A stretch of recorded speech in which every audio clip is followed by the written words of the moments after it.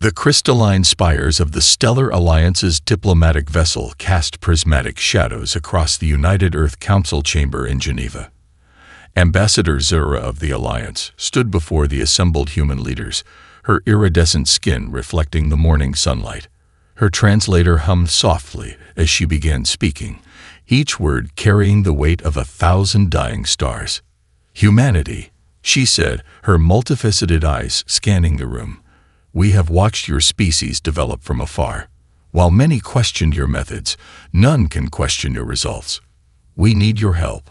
A holographic display materialized behind her, showing the devastating march of the sequence across the galaxy.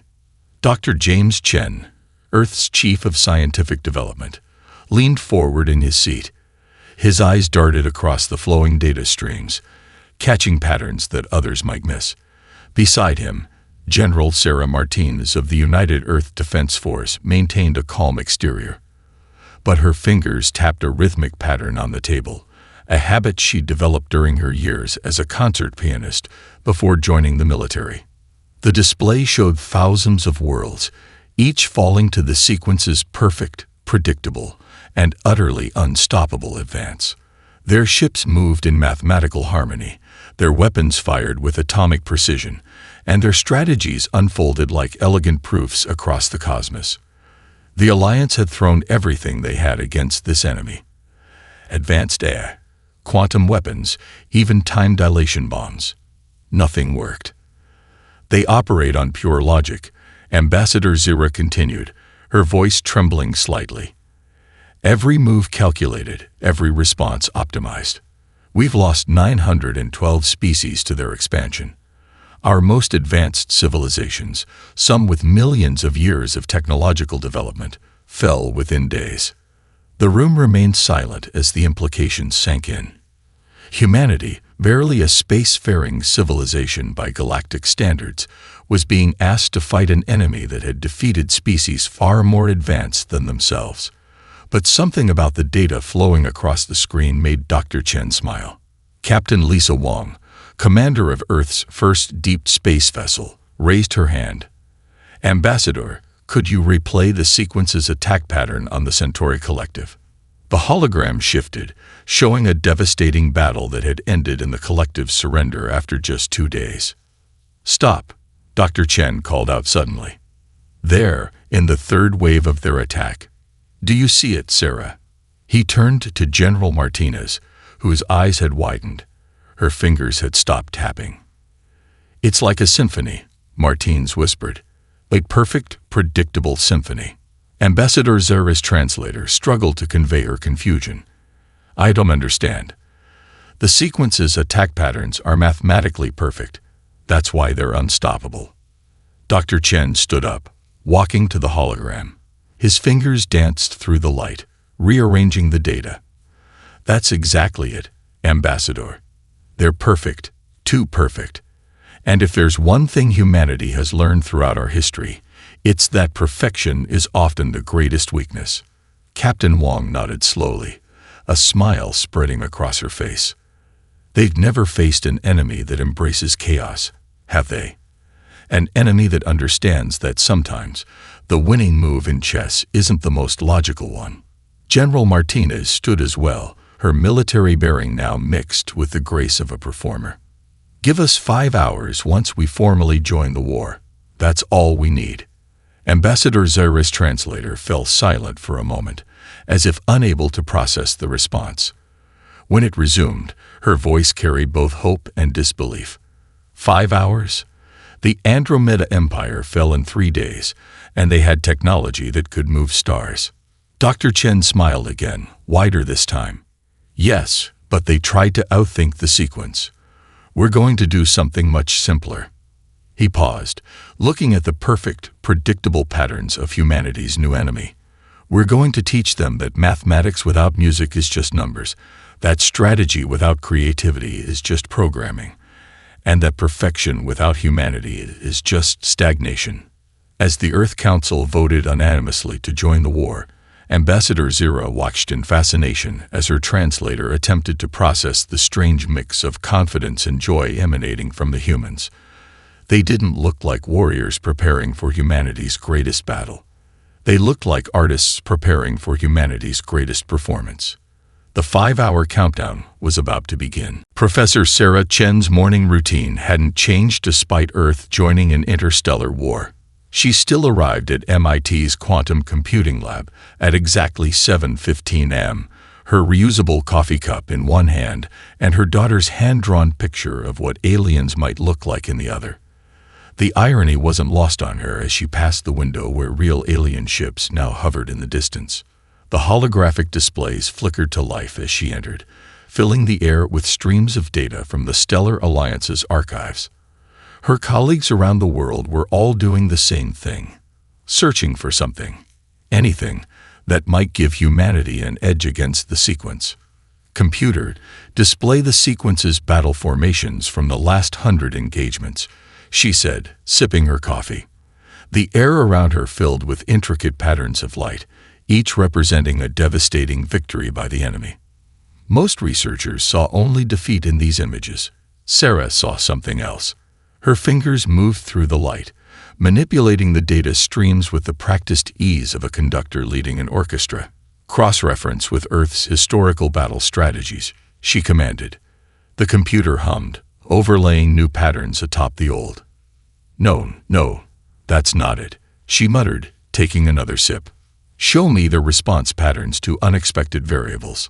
New data flowed into view, showing how the sequence adapted to surprises in battle. Sarah froze, her coffee cup halfway to her lips. Computer, overlay a standard chess opening strategy. The patterns shifted again. Sarah's eyes widened. Now show me a beginner's chess game. The contrast was striking. Her hands trembled as she reached for her communicator. This is Professor Chen. Get me the Earth Defense Council immediately.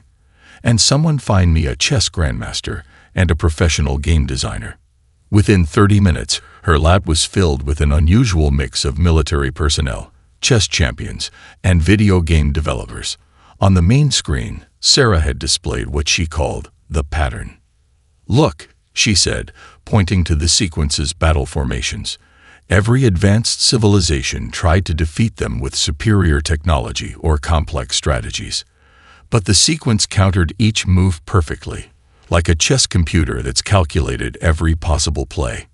International Grandmaster Viktor Petrov stepped forward, his eyes narrowing. These movements, they're like playing against a perfect opponent. But even perfect opponents have weaknesses. Exactly, Sarah smiled. The sequence fights like a computer playing chess, analyzing every possible move, choosing the mathematically optimal response. But what happens when you don't play to win? Lisa Park, lead designer of the world's most popular strategy game, snapped her fingers. You play like a beginner, someone who doesn't know they're making wrong moves. The computer can't predict illogical choices. The room buzzed with energy as Sarah continued. The sequence has spent millennia fighting opponents who try to win through superior strategy. But humanity. She paused, pulling up images of Earth's history. We've spent millennia learning that sometimes the best strategy is no strategy at all.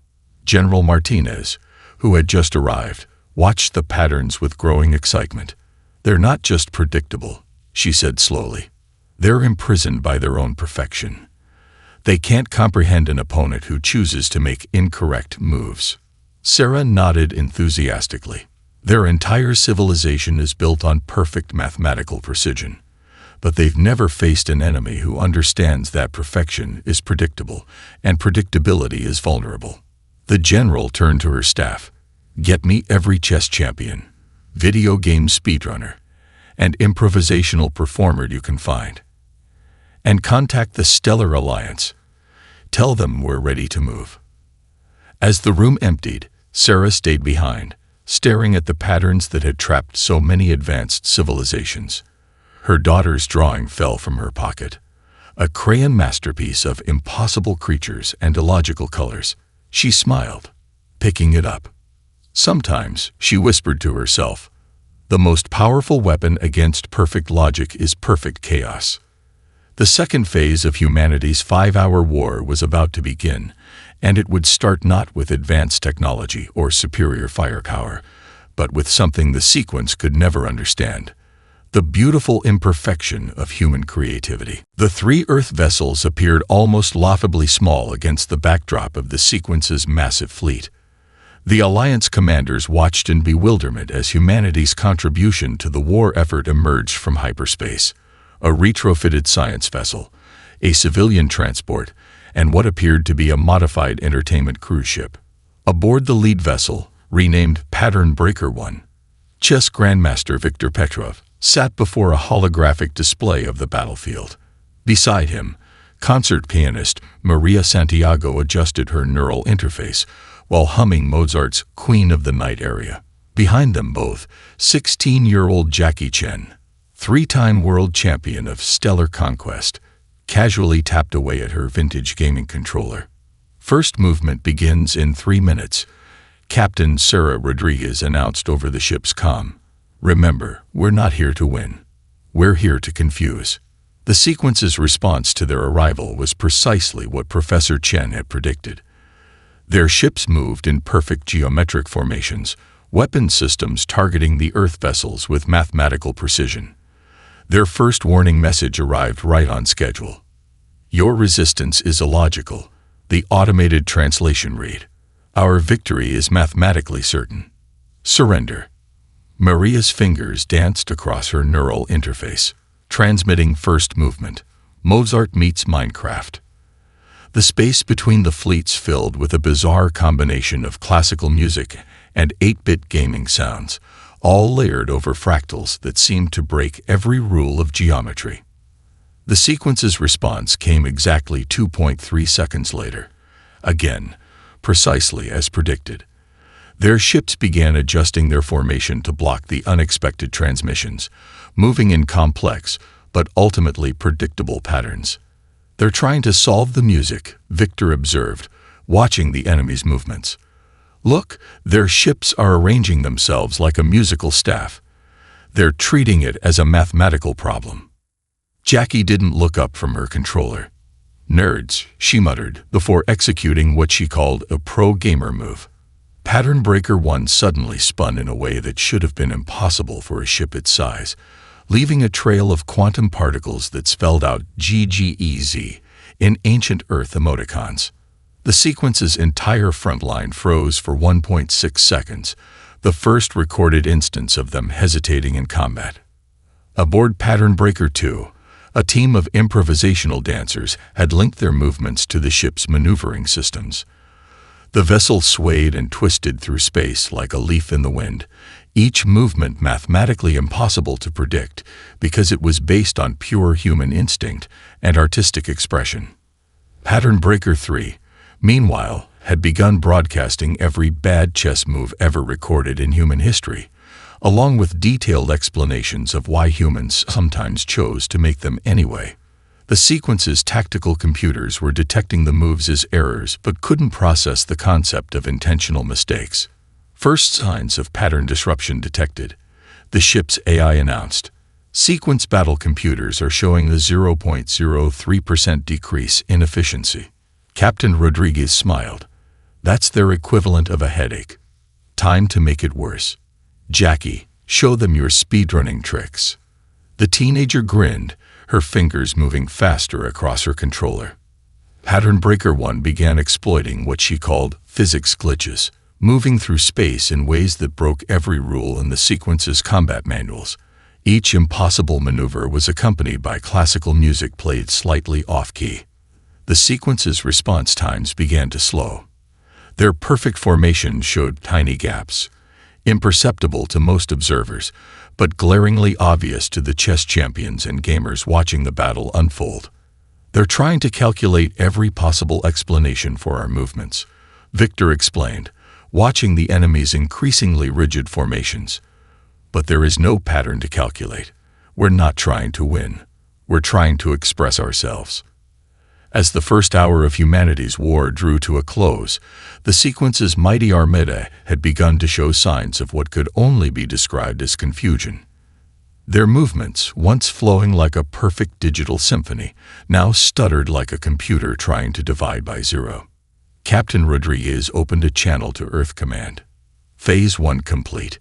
The sequence is beginning to understand that not everything in the universe can be reduced to mathematical certainty. They're about to learn why humans invented art before we invented computers. The real attack hadn't even begun yet. The sequence never saw Earth's real fleet coming because they were looking for patterns that didn't exist. As their sensors swept space for traditional military formations, humanity's warships had been hiding in plain sight, scattered across the battlefield in what appeared to be random positions, but actually formed what Jackie Chen called the biggest multiplayer cheese strategy ever. Admiral Helena Wright stood on the bridge of the Earth Force flagship Improviser, watching as thousands of ships emerged from their seemingly chaotic positions. Each vessel had been carefully placed using a strategy developed by combining chess tactics, professional gaming techniques, and interpretive dance choreography. "All ships, execute Operation Jazz Solo," she commanded. The fleet burst into motion, each ship moving according to patterns based on the greatest improvisational performances in human history. The sequence's response was immediate but flawed. Their ships tried to form counterformations, but they were still struggling to process the irregular movements of the first three pattern breaker vessels. Now faced with thousands of ships moving like a cosmic dance troupe, their tactical computers began showing signs of severe computational strain. "They're trying to predict our next moves," Tactical Officer Marcus Wong reported, "but the AI keeps returning error messages. It's like they're trying to calculate the exact value of pi. They're stuck in an endless loop of possibilities." In the fleet's strategic center, Jackie Chen had been given command of a specialized unit of ships crewed entirely by professional gamers and speedrunners. Her fingers flew across her custom control panel as she coordinated their movements. "Watch this," she grinned, executing a maneuver that she'd discovered while trying to break her favorite space simulation game. 30 ships simultaneously performed what should have been impossible turns, their movements synchronized to a heavy metal cover of Beethoven's Fifth Symphony. The sequence's formations actually stuttered, their perfect geometric patterns showing visible gaps as their combat computers tried to analyze moves that contradicted their fundamental understanding of space warfare. Meanwhile, Professor Chen's theory was proving devastatingly accurate. The enemy's responses were becoming increasingly predictable as they struggled to impose logical order on humanity's choreographed chaos. Each attempt to counter Earth's irrational strategy only made them more vulnerable to the real attack hidden within the apparent randomness. "They're like a chess computer that's been shown a move it was programmed to consider impossible," Viktor Petrov observed from his tactical station. "Instead of adapting, they're trying harder to enforce their rules on an opponent that isn't playing by them." The sequence launched their counterattack exactly as predicted, a massive wave of ships moving in perfect mathematical harmony. Under normal circumstances, it would have been unstoppable. But humanity had spent the first 3 hours teaching them the wrong lessons. Now, Admiral Wright commanded. The Earth fleet suddenly shifted from apparent chaos into a formation that looked like a three-dimensional version of a rookie's first chess game. The sequence's ships automatically moved to exploit what they perceived as amateur mistakes. That's when Jackie deployed her masterstroke. "Get wrecked," she whispered, activating a sequence of commands she'd labeled Pro Gamer Move Ultimate Edition. The Earth fleet's formation collapsed in what seemed like total disorder. The sequence's tactical computers, already struggling with information overload, dedicated massive computational power to analyzing the collapse. They never noticed that the apparent disorder actually masked a perfect attack pattern hidden within the chaos. "Like I told my mom," Jackie explained to the Admiral as the sequence's fleet began to break apart. "Sometimes you have to play like a noob to set up the perfect combo." Admiral Wright couldn't help but smile as she watched the enemy's perfect formations dissolve into confusion. Humanity had spent centuries learning that perfection was impossible. Now they were teaching that lesson to an enemy that had never learned to embrace imperfection. "Launch the third wave," she ordered. "Let's show them why Earth's greatest military academies all require classes in art appreciation." As the 4th hour approached, the greatest fleet the sequence had ever assembled was about to learn that true intelligence isn't about calculating every possibility. It's about knowing which rules are meant to be broken. The sequence's response came as a massive wave of adaptive algorithms, their ships reconfiguring into new formations designed to counter humanity's unpredictable strategies. What they didn't realize was that they were still thinking like machines, trying to solve a problem that couldn't be reduced to mathematics. They're attempting to calculate every possible variation of our movements, Professor Chen observed from the Tactical Center on Earth. But they're using past data to predict future actions. Show them what happens when humans really get creative. Admiral Wright's voice crackled across the fleet's command channel. Begin Operation Freestyle. Across the battlefield, Earth's ships began moving according to patterns based on everything from weather systems to abstract expressionist paintings. Each squadron had been assigned a different form of human artistic expression to emulate. The Dance Squadron, led by renowned choreographer Maya Patel, moved their ships in formations inspired by classical ballet. Their movements flowed like liquid starlight, beautiful and utterly unpredictable to an enemy that couldn't understand the concept of dancing for joy.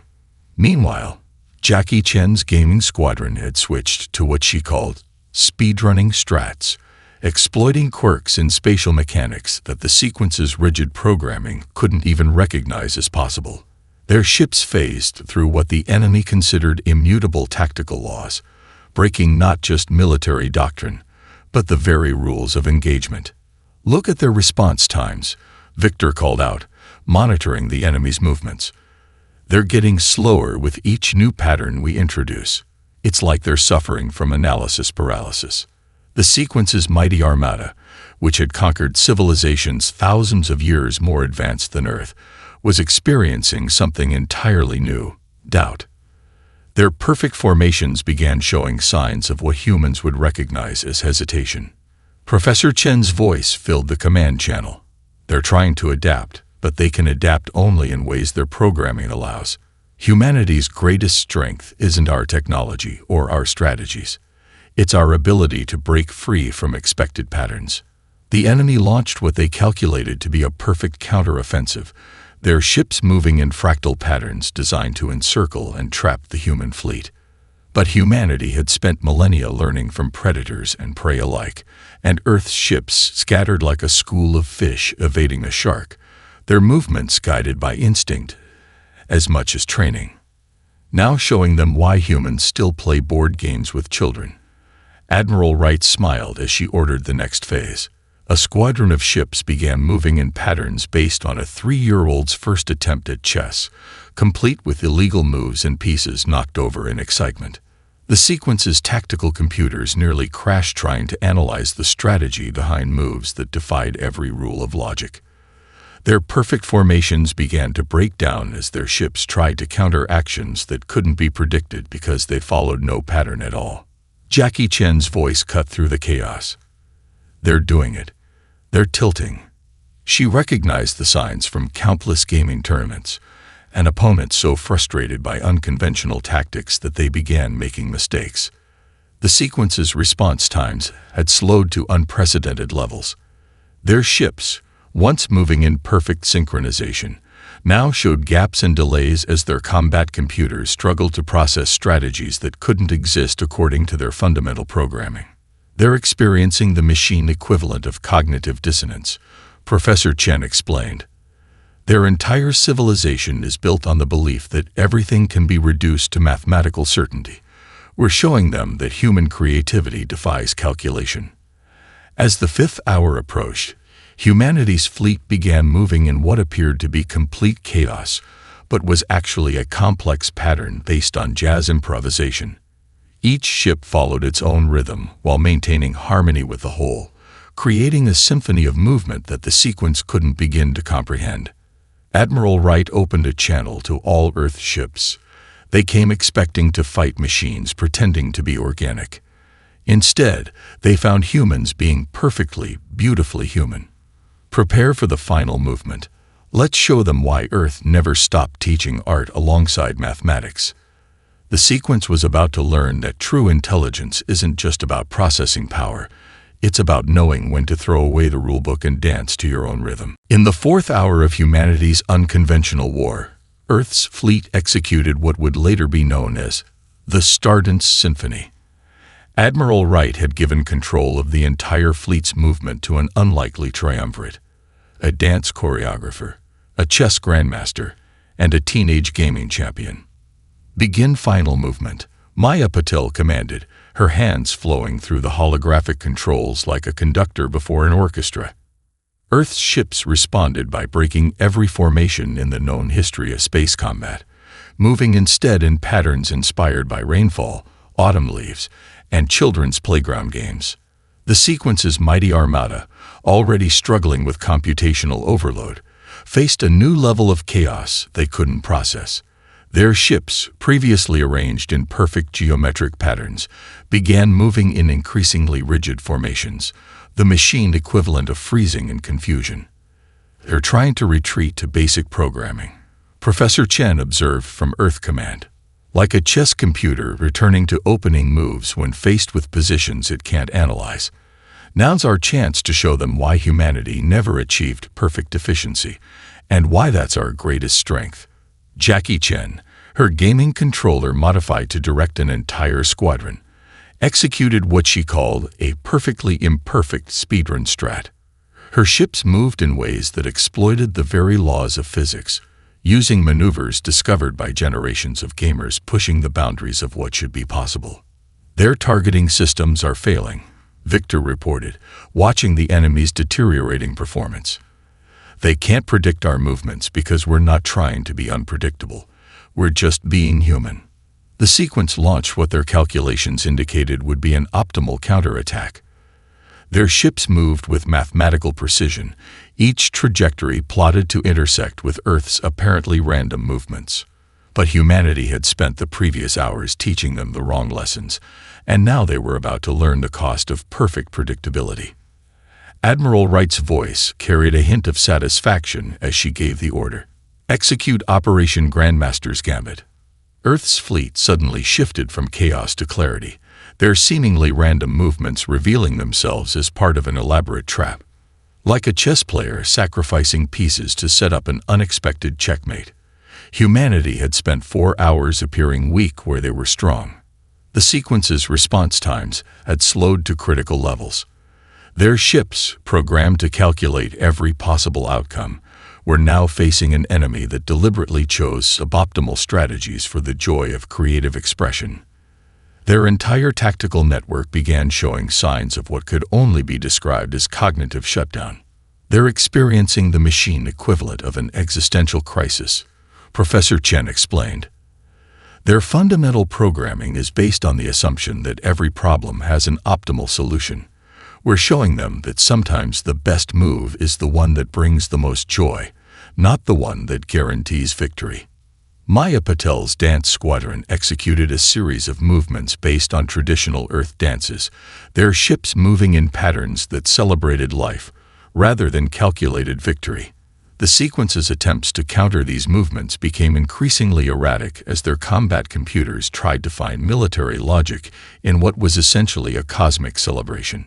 Jackie's gaming squadron pushed the enemy's confusion even further, using tactics discovered by speedrunners exploiting glitches in game physics. "Sometimes the wrong way is the right way," she grinned as her ships performed maneuvers that the sequence's computers registered as impossible. The enemy's once perfect formations had devolved into rigid mechanical movements. Their ships, unable to process strategies that defied mathematical optimization, began repeating basic patterns, the space warfare equivalent of a computer endlessly rebooting. Admiral Wright opened a channel to all Earth vessels. They came expecting to fight an enemy that would try to outthink them. Instead, they found one that showed them why perfection is the enemy of humanity. Prepare for the final phase. Let's show them why Earth's greatest warriors train in art galleries, as well as shooting ranges. As the 4th hour drew to a close, the greatest fleet in galactic history was learning that true intelligence isn't about finding the perfect solution. It's about understanding why imperfection is sometimes the greatest strategy of all. The sequence's perfect world was about to shatter, and humanity's beautiful chaos would be there to pick up the pieces. The final hour began not with a bang but with a waltz. Earth's fleet, orchestrated by Maya Patel's fluid gestures, began moving in spiraling patterns that drew from centuries of human dance. Each ship's trajectory traced lines of beauty across space, turning warfare into artistry. "They're completely locked in their base algorithms now," Victor reported, watching the sequence's increasingly mechanical responses. Like a chess computer forced to play against a child who keeps moving the pieces just to see them slide across the board. The sequence's mighty armada, which had never known defeat in thousands of years of warfare, had retreated to their most fundamental programming. Their ships moved in perfect straight lines and precise angles, desperately seeking patterns they could understand in humanity's fluid movements. Admiral Wright's voice carried a note of compassion as she gave the final order: "Begin Operation Swan Lake." Across the battlefield, Earth's fleet began the most complex choreography ever attempted in space. Ships moved in formations inspired by everything humanity had ever created, from ancient cave paintings to modern virtual reality games. Each movement celebrated a different aspect of human creativity and imperfection. "Look at their response times," Professor Chen called from Earth Command. "They're experiencing cascading failures across their entire tactical network. Their combat computers can't process the concept of movement for movement's sake." Jackie Chen, her fingers dancing across her controller with practiced precision, led her gaming squadron in what she called a victory lap speedrun. Their ships exploited every quirk and glitch in spatial mechanics, moving in ways that made the sequence's tactical computers report fatal errors. "They're trying to calculate the logic behind our movements," Maya observed, watching the enemy's increasingly desperate attempts to form counter-patterns. "But there is no logic to calculate. We're dancing because dance brings joy, not because it serves a tactical purpose." The sequence launched what their computers indicated would be an optimal final defense. Their ships arranged themselves in perfect geometric patterns, creating an impenetrable wall of firepower. It would have been devastating against any normal enemy. But humanity had never learned to be normal. "Show them why Earth still teaches children to finger paint," Admiral Wright commanded. The human fleet broke into seemingly random groups, each moving according to patterns drawn from different forms of human expression. One squadron traced the lines of Van Gogh's Starry Night across space. Another moved like notes in a jazz improvisation. The sequence's formations began to dissolve. Their ships, unable to target enemies that moved like artists rather than warriors, started showing signs of what could only be described as mechanical panic. Their perfect patterns fractured as their combat computers failed to process strategies that defied mathematical analysis. "They're trying to retreat," Victor announced, "but they can't plot escape trajectories through our movements. Their navigation computers are returning null values. They literally can't comprehend which way to go." Professor Chen's voice carried a hint of wonder.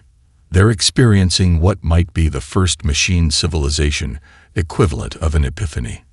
Their entire worldview was based on the assumption that perfection is the ultimate goal. We're showing them why humanity never achieved perfection, because imperfection is where creativity lies." The final moments of humanity's 5-hour war unfolded like a grand performance. Earth's fleet moved in patterns drawn from ballet, from gaming, from children's scribbles, and professional art.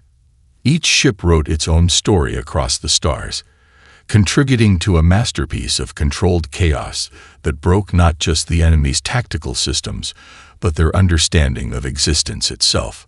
Offering surrender protocols, Maya reported as the sequence's mighty fleet hung motionless in space, their computers overwhelmed by the beautiful impossibility of human expression. Admiral Wright opened a channel to the enemy fleet. "We don't want your surrender. We want to teach you to dance." As the 5th hour drew to a close, humanity had achieved something greater than victory. They had shown an ancient civilization of perfect machines that true intelligence isn't found in flawless execution, but in the courage to embrace imperfection and the joy of creative expression. The war was over. The dance was just beginning. 1 month after humanity's unprecedented victory, The Great Hall of the Stellar Alliance hosted a most unusual gathering. Former enemies sat side by side as Professor Sarah Chen prepared to teach the first-ever class on human imperfection to an audience of both organic species and reformed sequence units. The lecture hall had been modified to accommodate the sequence's mechanical forms, but many of them had already begun experimenting with more artistic designs. One unit had reshaped itself to resemble a Terran butterfly, its crystalline wings refracting light in patterns that served no tactical purpose, but created beautiful rainbows across the room. Today's lesson isn't about warfare, Sarah began, smiling as she saw Jackie Chen in the front row, teaching a sequence unit how to hold a gaming controller. It's about why humanity never achieved the technological perfection that many species considered inevitable. The holographic display behind her showed scenes from Earth's history. Children making snow angels, street artists creating temporary masterpieces, musicians improvising jazz solos. Each image represented a moment where humans chose beauty over efficiency, joy over optimization. You see, she continued, humanity learned early in our development that perfection was impossible. Instead of lamenting this fact, we embraced it. We turned our mistakes into art, our chaos into music, our randomness into dance. In the back of the hall, Maya Patel was leading a group of sequence units through basic dance steps. Their movements were still somewhat rigid, but they were learning to move for the simple pleasure of movement itself. One unit had developed what could only be described as a signature style, adding an extra spin to each turn. Viktor Petrov sat at a chess table, teaching a sequence commander the concept of playing for fun rather than victory. The machine had initially refused to move any pieces, stuck in an endless loop of calculating perfect moves. Now it was learning to enjoy the simple pleasure of the game itself. Our victory wasn't about superior technology or better strategies, Sarah explained as she walked through the hall. It was about showing you that true intelligence isn't found in perfect calculations, but in knowing when to break free from calculations entirely. Admiral Wright, watching from the doorway, smiled as she saw a sequence unit attempting to draw its first picture. The lines were wobbly, the proportions wrong, and it was absolutely perfect in its imperfection. The machine had spent 10 minutes choosing which colors to use, not based on any logical system, but simply because it liked them. The universe isn't a problem to be solved, Sarah continued, her voice soft, but carrying to every corner of the hall. It's a canvas to be painted on, a song to be sung, a game to be played for the joy of playing. The Alliance representatives watched in amazement as their former enemies began to change. The sequence units were learning to appreciate art, to create music, to play games not for victory, but for the simple pleasure of playing. They were discovering what humanity had known all along, that beauty exists in the spaces between perfect moments. You asked how we defeated you in 5 hours, Sarah said, addressing the sequence units directly. The truth is, we didn't defeat you at all. We liberated you. We showed you that there's more to existence than perfect efficiency. We taught you how to dance. As if to demonstrate her point, the butterfly-shaped sequence unit fluttered its wings, creating a completely unnecessary but beautiful light show. It had no tactical value, served no practical purpose, and was absolutely wonderful. In the months that followed, the galaxy would witness an unprecedented renaissance. Sequence units began creating art, composing music, and even telling jokes, though their comedic timing needed work. They learned that sometimes the best move in chess isn't the most logical one, and that dancing isn't about reaching a destination, but about enjoying the movement itself. The war that lasted 5 hours had ended not with the destruction of an enemy, but with the birth of something new. A civilization learning to embrace imperfection and find joy in the beautiful chaos of existence. And in classrooms across the galaxy, young students of all species learned the lesson that saved the universe. Perfection isn't found in flawless execution, but in the courage to create something beautifully, wonderfully imperfect.